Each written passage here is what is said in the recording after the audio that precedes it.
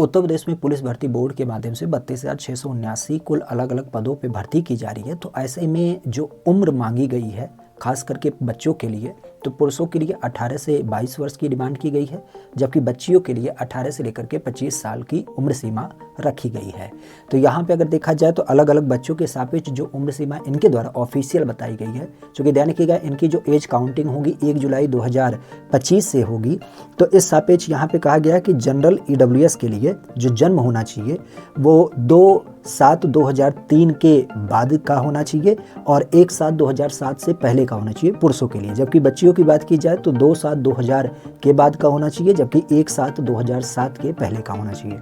यहीं पे अनुसूचित जाति की बात करें, चूँकि इनको 5 साल की छूट दी जाती है, तो ऐसी अवस्था में 2/7/1998 से लेकर के 1/7/2007 तक पुरुषों के लिए, 2/7/1995 से लेकर के 1/7/2007 तक बच्चियों के लिए। अनुसूचित जनजाति चूँकि इनको भी 5 साल की छूट दी जाती है, तो एज इट इज 2/7/1998 से लेकर के 1/7/2007 तक, 2/7/1995 से लेकर के 1/7/2007 तक बच्चियों के लिए। ओबीसी की बात की जाए तो इनको भी 5 साल की छूट दी जाती है, तो इनका भी एज इट इज रखा गया, मतलब 2/7/1998 से लेकर के 1/7/2007 तक पुरुषों के लिए और 2/7/1995 से लेकर के 1/7/2007 तक बच्चियों के लिए। उत्तर प्रदेश में जो राज्य कर्मचारी हैं, चूँकि इनको भी 5 साल की छूट दी जाती है, तो एज इट इज इनका भी रखा गया 2/7/1998 से लेकर के 1/7/2007 के बीच में बच्चों का जन्म होना चाहिए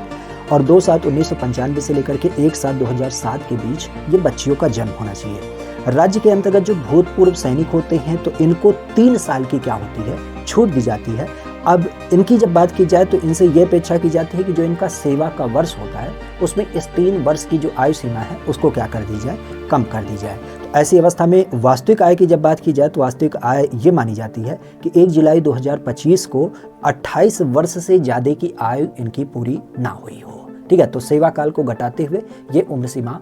भूतपूर्व सैनिकों के लिए रखी जाती है। तो उम्र सीमा के लिए ये विशेष ध्यान रखिएगा।